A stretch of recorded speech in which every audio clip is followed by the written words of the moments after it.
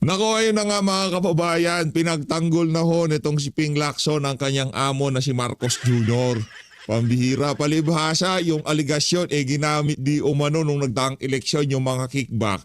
Mabilis pa sa alas 4, wala nang hearing, dinismiss na ho kagad niya yung mga aligasyon na nag-uugnay dito kay Pangulong Rodrigo Duterte sa issue ng mga maanumalyang flood control project. Pero bago yan, sa like at subscribe, masaya na ho tayo dyan sa mga gusto sumali sa ating community. Yung join button, nandyan lang ho sa baba. Eto na ho. Di ba ang labo ho ng mga kababayan, hindi ka pa nagpatawag ng hearing, hindi mo pa pinatawag itong si Adrian Bersamin, hindi mo pa tinanong itong si Congressman Leandro Leviste, kagad i-dismiss mo na. Anong sabi nitong si Lacson? Senate President Pro Tempore Pampilo Lacson dismiss allegation linking President Ferdinand Marcos Jr. to supposed kickback from flood control project, saying the claims are based on hearsay. Anong hearsay? Pambihira talaga to. And lack evidence to justify a Senate probe. Palakpakan ho natin. Mula kay Bernardo, binanggit niya itong si Bersamin, at itong Bersamin naman nagpunta dito kay Congressman Leviste. Wala pa raw evidence to justify a probe, Senate probe. Palakpakan ho natin. Diba? Yan naman ho ang nakakabilib kay Ping Lacson. Sa bagay, kung isa nga naman pala siya sa mga posibleng nakinabang doon sa mga kickback, posibleng kickback na ginamit, dahil lang sinasabi dito ginamit ho doon sa kampanya ng mga taga alyansa ng mga magnanakaw nung nagdaang eleksyon. Kaya siguro itong si Pampilo Ping Lacson ngayon pa lang allergic siya sa posibleng investigasyon sa Senado kaugnay dito sa issue na to. Rumekta ho, commentary ako kayo dyan mga kababayan. Ngayon pa lang talagang pinatumba na itong si Ping Lacson yung mga posibleng investigasyon dito sa isiniwalat na to ni Congressman Tino at nitong si Congressman Egay Erice. Tayo ay naniniwala 110% na talagang nangyari yan. Nagpunta itong si Adrian Bersamin dito kay Congressman Leviste. Merong CCTV footage, kanyang ipinaliwanag na talagang merong nangyaring kickback, naghatid ng pera, ginamit yung pera pambayad dito kay Andrew E. Pinanggamit para sa mga sortie. Naniniwala ho tayo diyan. Bakit nga naman maglalabas ng pera itong si Bong Revilla, itong si Pampilo Ping Lacson, yung presensya nila diyan sa alyansa na yan sila nga yung nagdadala ng boto, kasi pagka nag-alisan sila, pwede silang tumakbo ng independent, di ba? Ang deal ho siguro dito sa mga kandidato na to, wala kayong gagastusin. Ako lahat bahala dyan. Basta sumama lang kayo sa alyansa. Kasi meron mga, kumbaga meron ho silang mga balwarte. Yung PNP, kay Pinky yan, di ba? Si Pinky bahala dyan. Ano yung tayo niyan? Siyang mag-aano dyan, kumbaga, tutulong sa atin dyan pagdating sa mga PNP, kasi dati naging PNP chief yan o yung si Soto, mga entertainer, di ba, sa entertainment industry, kuha na kagad natin yan. Yung mga tulpo, di ba, kaya siguro ang deal ho nila doon sa alyansa ng mga mambubudol, wala kayong gagastusin. Ang panggagastos natin galing sa kickback ng mga flood control project. Malamang hindi ko natin sinasabi yun na nangyari. Yun ang mga posibleng siguro posibleng naging deal kung bakit. Kasi nakita nyo naman mga kababayan, pabagsak ang approval at trust rating nitong si Marcos Jr. Tapos sasali ka pa sa alyansa. Diba? Tapos ika nga makikiisa ka pa sa kung ano mang kabalbala na gusto mangyari ng presidente. Siguro na ganun ang deal nila. Ni pisong duling, wala kayong gagastahin kung sakaling sumali kayo sa alyansa. At yun na nga mga kababayan, nakapagpanalo ho sila ng iilang mga kandidato noong nagdaang eleksyon. Rumekta na ho tayo ngayon sa mga maiinit na balita ngayong araw ng Lunes. Ang papanoorin ho natin dyan sa Pulso ng Bayan, DZAR 1026 News. Siyempre, pagka-araw ng Lunes, bago ho natin panoorin si Ted Pailo, kung sino-sinong angkor yan. Kay ano na lang ho ako, kay Sir Admaro dito ho sa DZAR 1026 News. Game! Samantala, sa ibang balita, pinangalanan pong isa sa mga kasabat ni dating Pangulong Rodrigo Duterte sa drug campaign, si Senador Bongo. Batay po ito sa inilabas na dokumento ng International Criminal Court noong Pebrero 13 na hindi redacted version ng dokumentong naglalaman ng mga sakda laban kay FPRRD. Sa isang pahayag, tinawag ni Senador Go na hindi makatarungan ang pagkakasama ng kanyang pangalan bilang co-perpetrator. Ibinahagi niya na tanging kapakanan lamang ng publiko ang iniisip nila ni FPRRD nang manilbihan pa siya bilang assistant nito mula 1998 hanggang 2018. Anya, wala ring kaugnayan sa tunay niyang tungkulin o mga tungkulin at responsibilidad bilang assistant ang anumang pinapatupad noon sa drug war campaign. Kaugnay nito, sinabi ni Senate President Pro Tempore Panfilo Lacson na pag-uusapan ng Senado kung ano ang magiging hakbang ng kapulungan sakaling ipaparesto o maaresto sina Senador Go at Senador Bato de la Rosa. Samantala, nakatakdang basahan po ng sakda sa Sandigan Bayan ngayong araw si dating Senador Bong Revilla Jr. para sa kanyang malversation case kaugnay ng anomalyang flood control projects sa Bulacan. Matatanda ang naantala pa rin noong nakaraang linggo ang arraignment dahil sa kanyang mga pending motion kaugnay ng hiling nito na mapasura ang kanyang kaso at iba pa nitong apila sa anti-graft court. Inaasahan na bandang alas 8:30 ng Lunes na umaga ang arraignment na inaasahan namang personal na haharapin ng dating senador. Una nang tumagging maghain ng plea si Revilla para sa isa pa nito.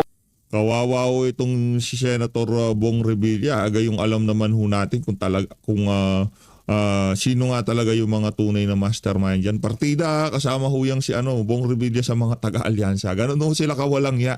Hindi naman natin sinasabi na porket kasama nila sa alyansa ay kailangan nilang palusutin. Hindi ho yun ang atin dito. Ang sinasabi ho natin dito na kaya ho nilang ibenta yung mga kaalyado, kaalyansa nila para lamang iligtas ang kanilang mga sarili. Dahil alam nila sila hong nasa gitna dito sa napakalaking skandalo na to ng flood control. Itong kaso na graft case, kaugnay naman ng sinasabing those projects sa Pandi, Bulacan na naging dahilan para ang korte ang nagpasok sa kanyang not guilty plea.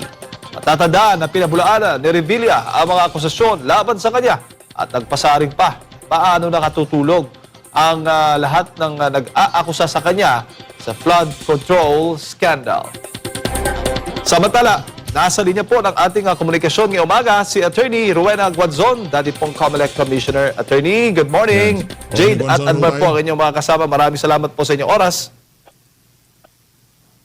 Hello, good morning. Can you see me? Hindi pa po, Attorney. Tinatry lang po natin. Ito. Ayan. Pero naririnig po namin kayo, Attorney. Andali lang. Okay po. Ayan. Okay, siguro balikan lang natin si Attorney Rowena Guanzon, Balikan na lang dating natin, COMELEC balikan na Commissioner. natin. Kaugnay nga, pag-uusapan nga natin itong ang balitang napabilang yung 8 individual, personalidad nga kaninang nabasa ni Partner Admar. Kabilang na si Senator Bongo at itong si Senator Bato de la Rosa at iba pa na sinasabing indirect co-conspirator nga dito sa drug war campaign ng nagdaang administrasyon.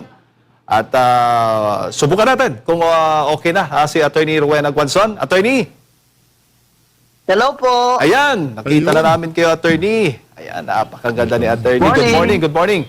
Attorney, ito nga po, ano pong reaksyon ninyo? Ano itong narinig po ninyong balita na 8 individual nga ng nagdaang administrasyon ay pinangalanan ng ICC prosecution na kabilang nga doon sa tinatawag na indirect co-conspirator. Pwede ho ba niyong paliwanag yan sa ating mga kababayan? Ano nga po ito?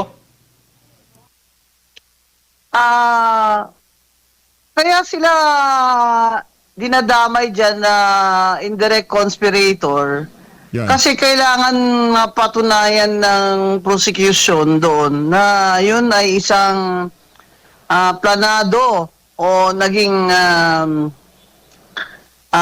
policy. Hindi lamang siya parang random ba? Yung crime, na sinasabi nilang crime, yun ay isang policy nung administrasyon daw ni former mayor. Mayor ba yata noon si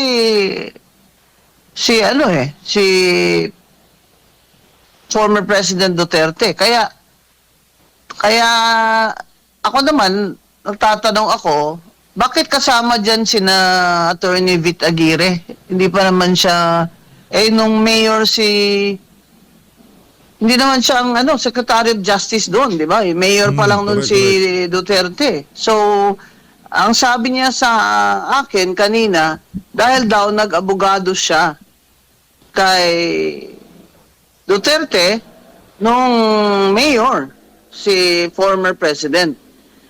Alam niyo po kami mga abogado, namimili din kami ng kliyente, pero may sinumpaan kaming oath na gagawin namin ang makakaya namin para makakamit naman ng hustisya ang aming kliyente at pangalagaan ang kanilang mga karapatan. Kaya pag dinadamay po ang abogado sa mga kaso, parang hindi naman yata tama yan, maliban na lang kung yun na nga, they're trying to say nga na conspiracy daw.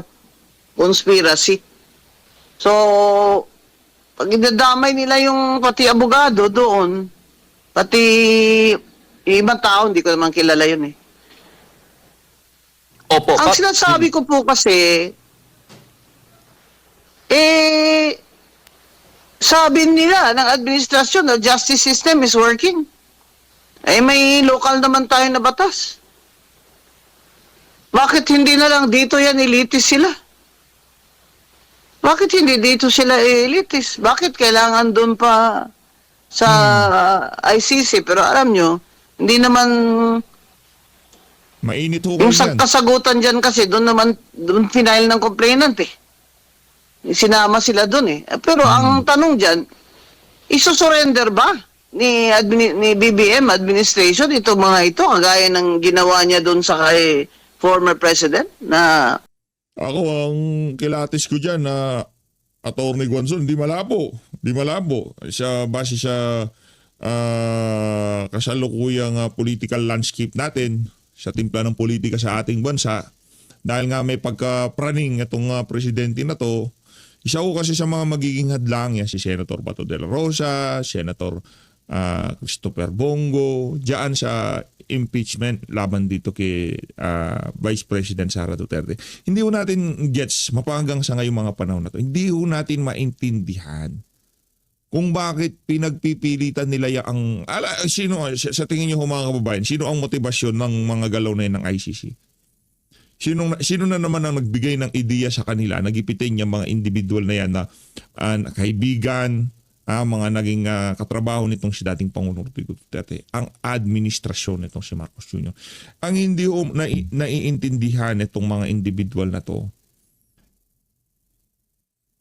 lumilitaw sa survey na si Sara Duterte ang susunod na maging presidente dahil siya talaga ang pinupustura ng mga Duterte supporter. Siya ang Duterte na mayroong mataas na pwesto ngayon sa pamahalaan. Okay?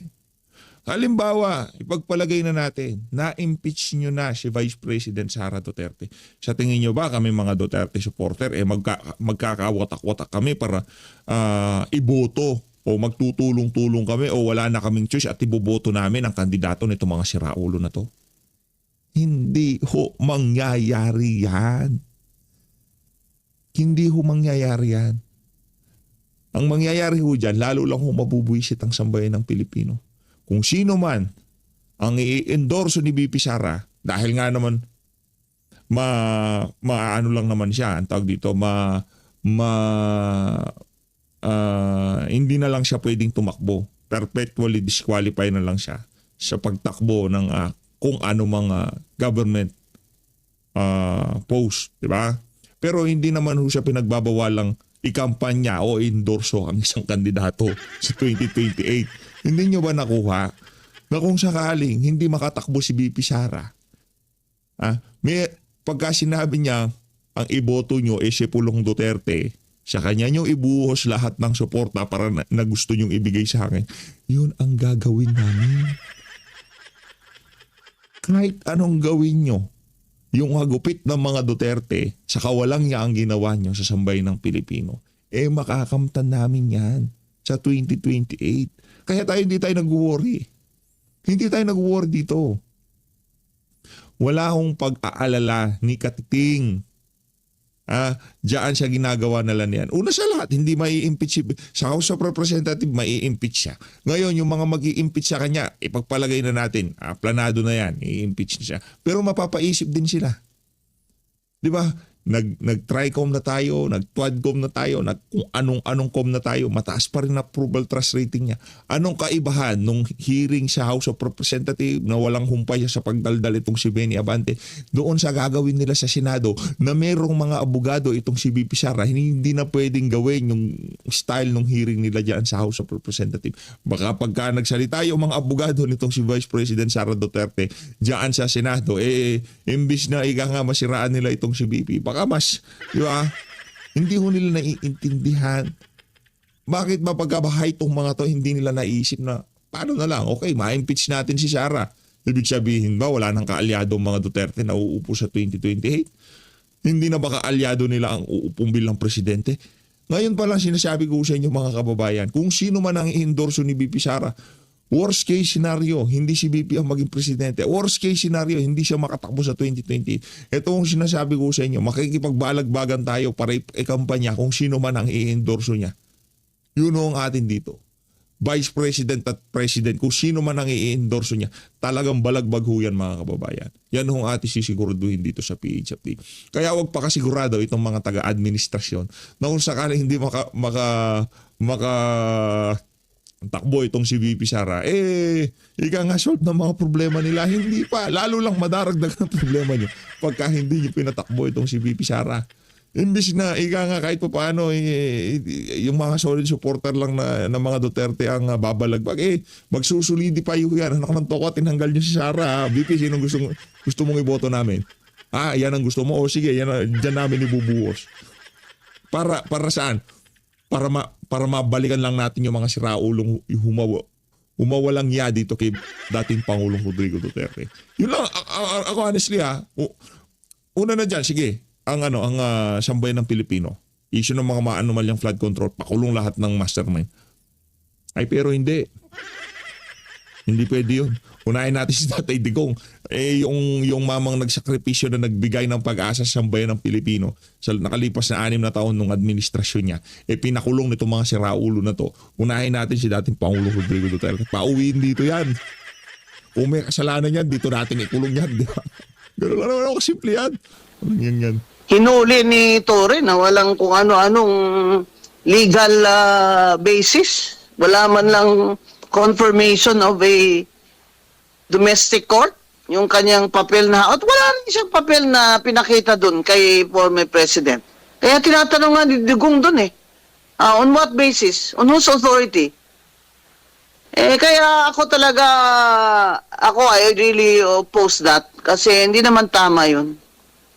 Kaya sinasabi nila pro Duterte ako, hindi po. Alam niyo naman na hindi ko binoto si Digong kahit na magkasama kami mag-mayor noon. Iba naman ang aking mga paniwala sa kanila. Pero abogado po ako. Kailangan po rule of law. At saka naman sabihin ni Torre na hihilahin ko yan. Doon na talaga ako nagalit na ako. Doon na napundi. Bakit na wala namang modo ito? Wala na. Just throw away all the rules of the of conduct of public officers. Nung ginawa yun ni Torre, kaya doon po nagsimula yung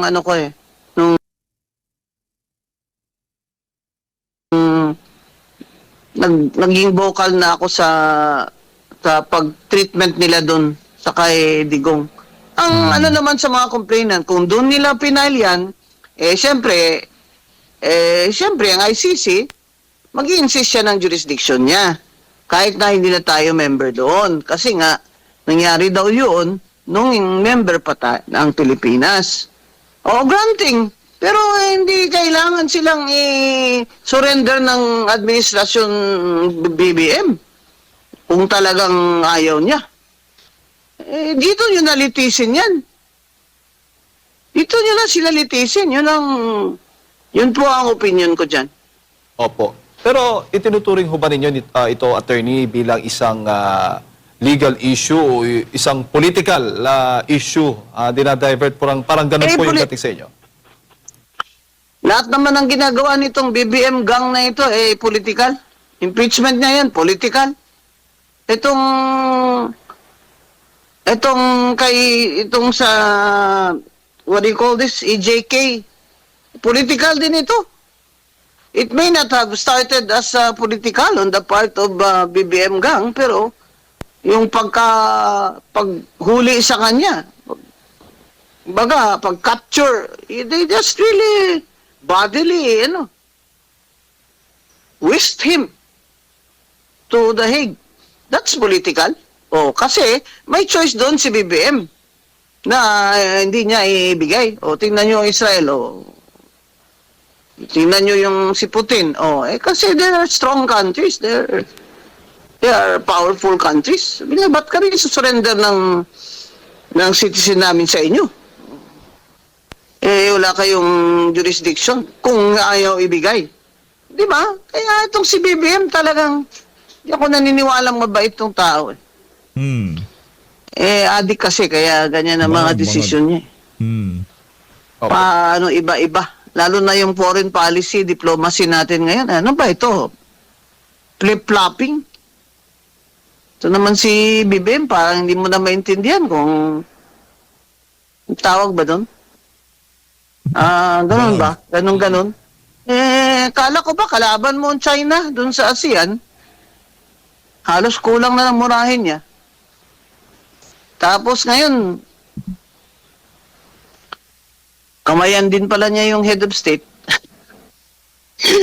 Alam mo, ito talaga si Bonggit. Alam niyo ako, wala naman akong problema from the start Nung nanalo siya, sabi ko, good luck. Sana naman maging successful ka. Ito, wala talagang magawang tama itong taong ito. Dahil napaligiran siya ng mga Si Raulo. pinapapit lang siya. At do not underestimate him, ha? Kung may gusto siyang gawin niya rin. Kagaya ng 100 billion na insertion na yan. May kickback siya ng 25 billion. Kaya po ang sinasabi ko, dito nyo nalitisin yan. Pwede naman magsabi si Bongbong na, hindi na. Nakuha nyo na si former President Duterte. Tama na, dito na namin nililitis to. Pwede naman Kaya lang, gusto niya talaga, ubusin niya lahat ng support ni mga Duterte, ubusin niya sa politika at lahat ng mga supporters, ubusin niya para unopposed sila sa 2028. Lalo naman nagagalit ang mga tao. Opo. Abay, kahit siguro... Kasi kung totoo yung ideya na ang mga tao ay naghahanap ng hustisya dito sa issue ng EJK o yung di umanong EJK na nangyari nung panahon ni dating Pangulong Rodrigo Duterte, bakit nung napadala siya sa The Hague, lalong tumaas ang approval at trust rating nitong si dating Pangulong Rodrigo Duterte at nitong si VP Sara. Tatay Digong nga wala na nga sa Malacanang. Tinitingnan pa rin ng approval at trust rating niya. Ganun mo kalupit si Tatay Digong.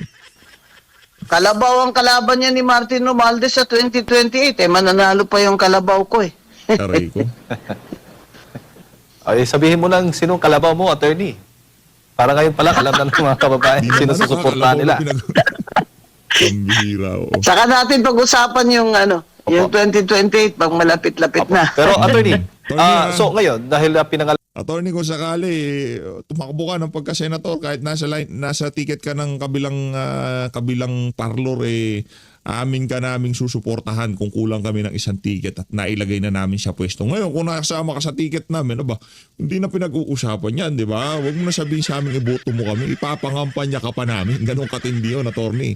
Ano na lang, kulang na lang sa 2 taon, mag-election na, attorney, mag-decision ka na, di ba? kalanan sila, possible na maglalabas ng arrest warrant. Pero kaya sabi mo, kahit may batas na tayo, nakalatag na dyan, na hindi basta-basta mong kukunin, isusurrender, isusuko ang isang Pilipino sa ICC. po pwede pa rin gawin ng administrasyon by hook or by crook na talagang ipadala itong 8 individual o personalidad na ito na nabanggit ng ICC? Opo. Kasi yun, kahit dun sa kay former President Duterte, wala namang warrant dun eh. Interpol notice lang yun eh. Pero labag sa batas yun, Talagang attorney, di ba? Inawa lang nila dahilan yun eh. Kaya, kung ako dyan, total, si Aguirre, abogado naman, pumunta siya ng Supreme Court.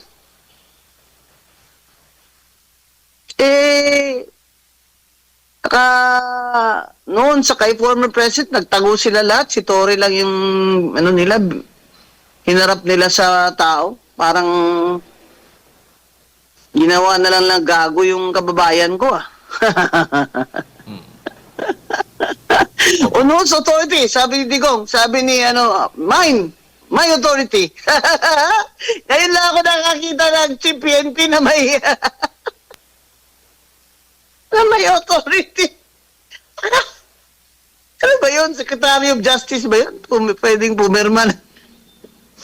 Ano ba yun, Judge? Alam nyo, kasi ito, mga Pilipino, tayo po,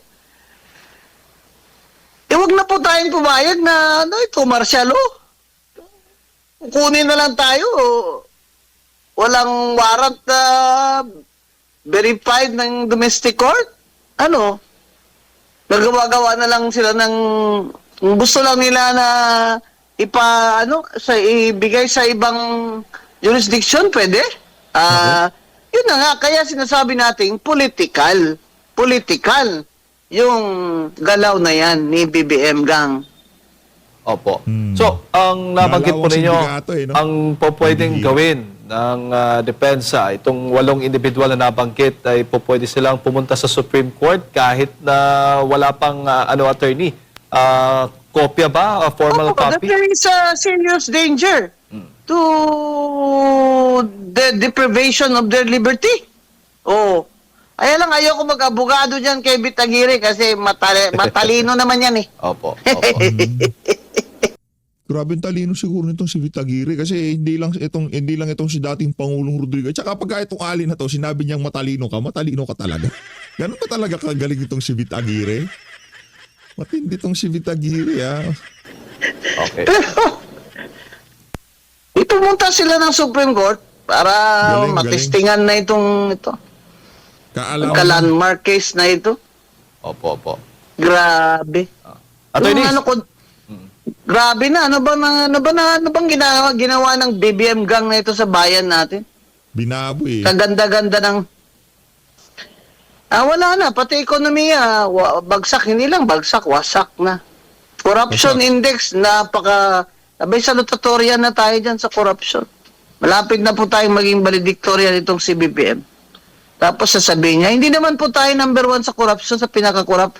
Third lang tayo. Okay na po yung third. BBM.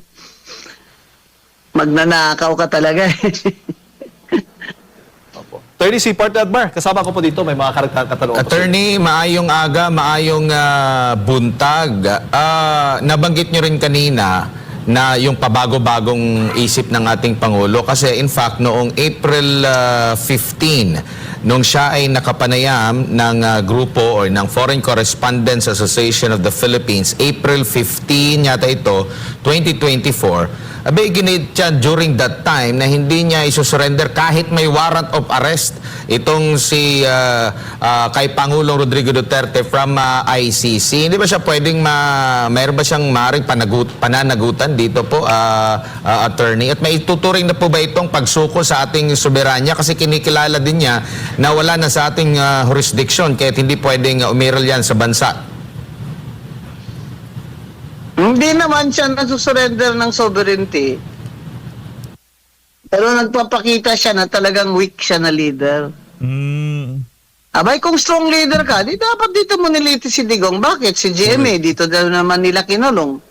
Dito rin nila kinulong. Yung pinail kasi yan ng complainants at the time, si Duterte pa ang presidente, if I am not mistaken. Hindi na siya presidente nung dinakip siya. Bakit? may local naman na batas dyan. Yun nga naging basis din nila eh. Bakit din daw nila na kailangan ng...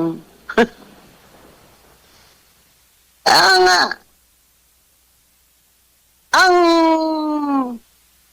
problema talaga nitong BBM administration, BBM gang no? gusto pa rin nilang maging presidente sila sa 2028. Hmm. Gala yung BBM gang na ito para patuloy yung pagnanakaw nila sa kaban ng bayan. Correct. Nakakatakot na pong manalo ito uli mga ito. Dahil tingnan nyo Masarap naman ulo eh. sa nangyari sa atin. Bagsak na ekonomiya natin. 2.4 million ang Pilipino walang trabaho. More than kalahati sa ating mga kababayan ay nakakaranas na ng gutom. Ang solusyon nila, ayuda. Bigas na tag 20 pesos. Abay, kung hindi na to Presidente si Bongbong Marcos, padaanin nyo yan sa kalye, duduraan yan ng mga tao. Opo. Attorney, lipat naman tayo ng... Ganyan na kagalit ang mga tao. Alam niyo ako, gumagala po ako eh. Hindi po ako dito sa mga high class lang ng mga lugar gumagala. Gumagala din po ako dun sa mga what do you call this? Yung mga market.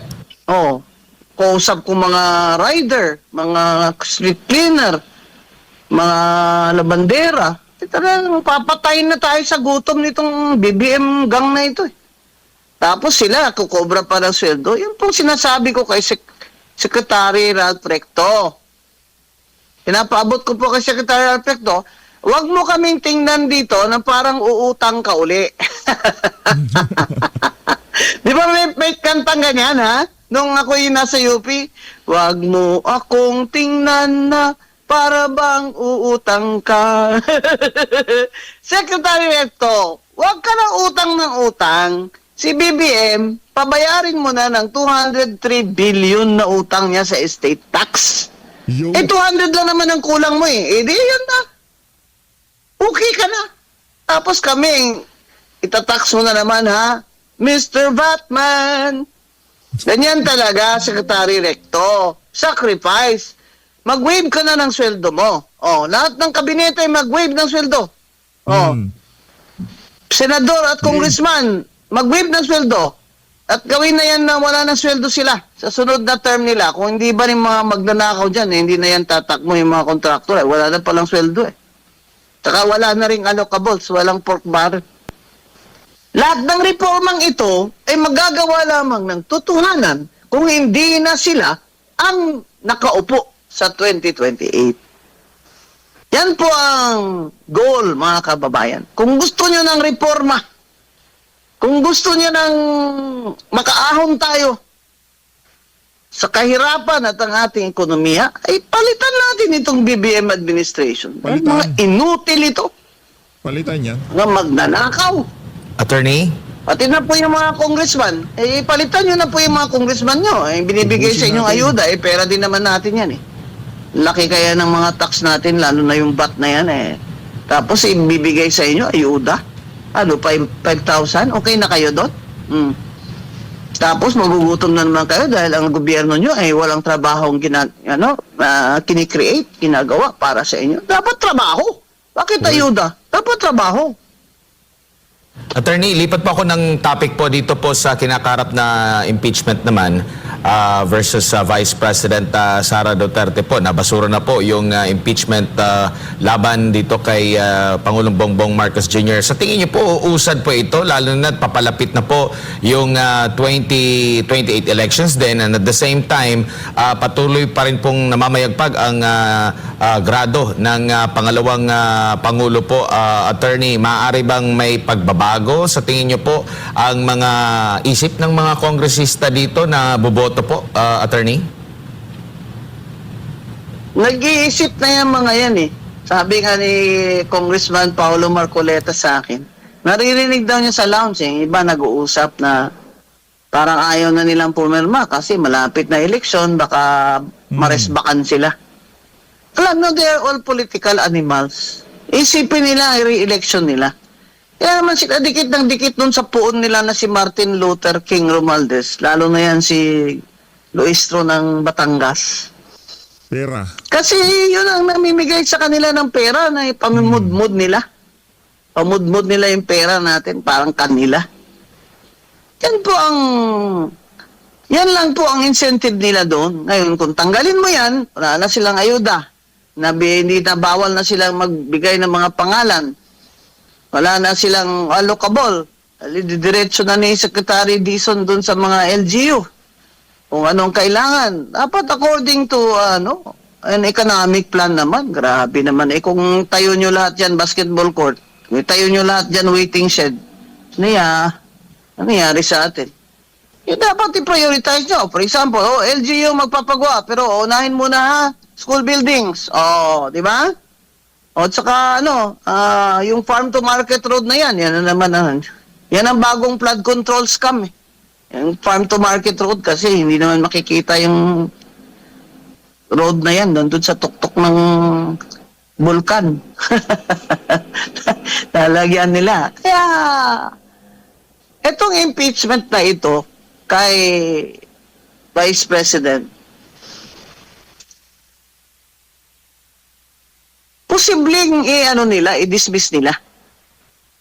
Sasabihin nila, lacking in substance. Kasi confidential fund ang basis.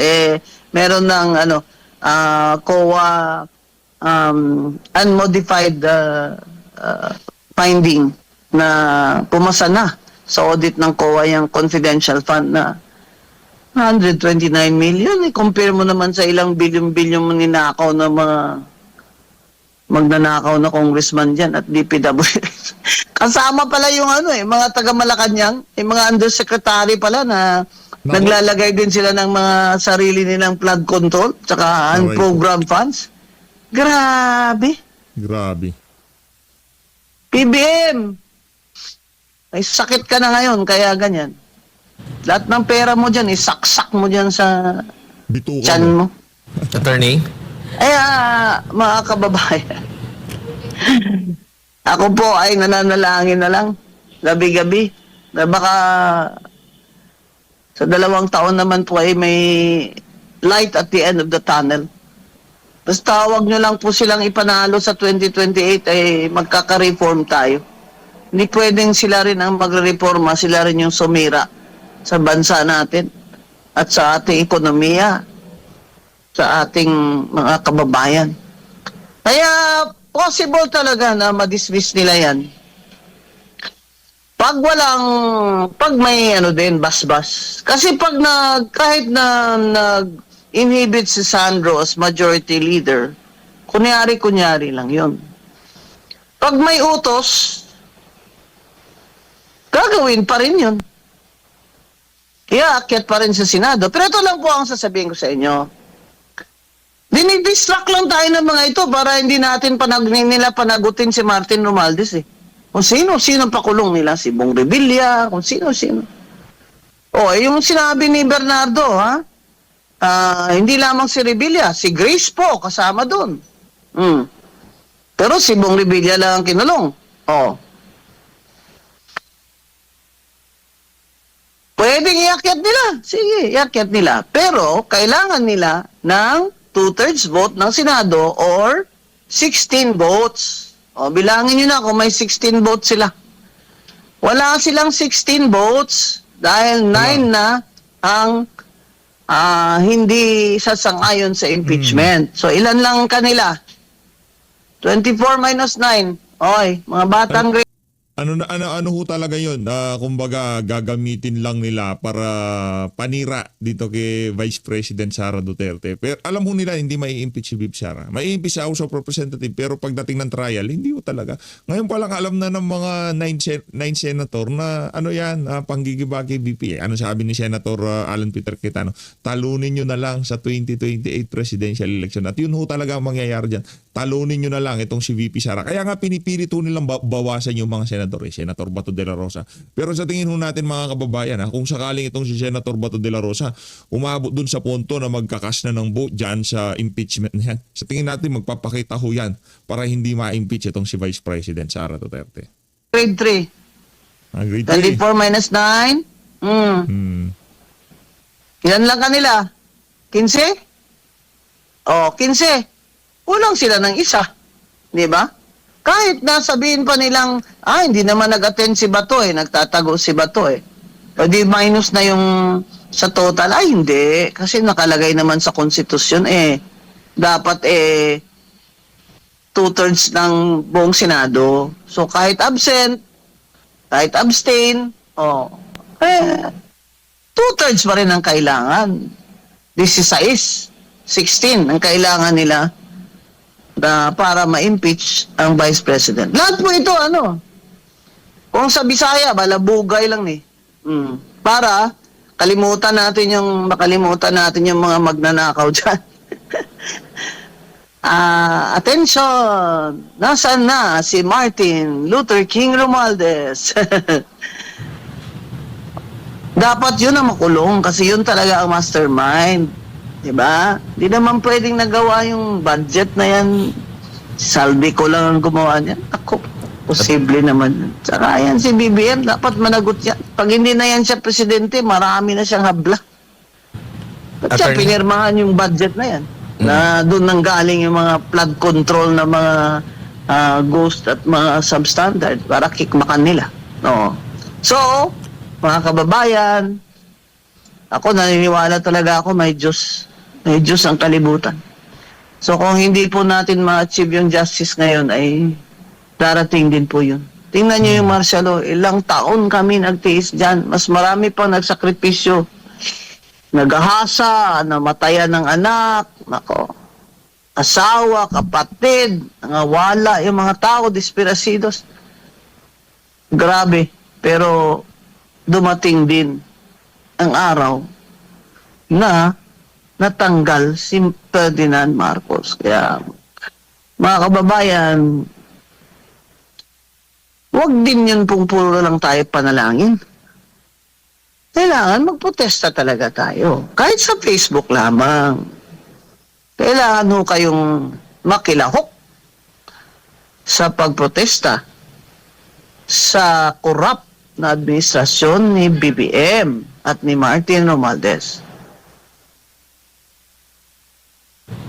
Attorney, may iba lang topic. Yes. Opo, isang topic na lang po. Patungkol naman po dito sa isinusulong po nila ng mga priority na mga panukalang batas. Nandun po yung anti-political dynasty bill at ito pong pagtanggal o pagbasura sa travel tax. Ano po ang masasabi niyo po ukol dito po, Attorney?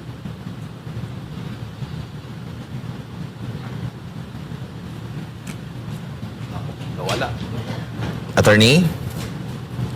Nako. Oo. Ayun na nga mga kababayan, ako na akong sasagot yung anti-dynasty bill na yan. Ano lang yan, napakalaking kabalbalan na naman ho yan. Kasi kalahati dyan sa House of Representatives, kalahati dyan sa Senado, mga dynasty ho yan. Mahigit sa kalahati. Kaya kung yung dynasty bill na yan, ika nga ay makakasakit sa kanila, bakit nila ipapasa?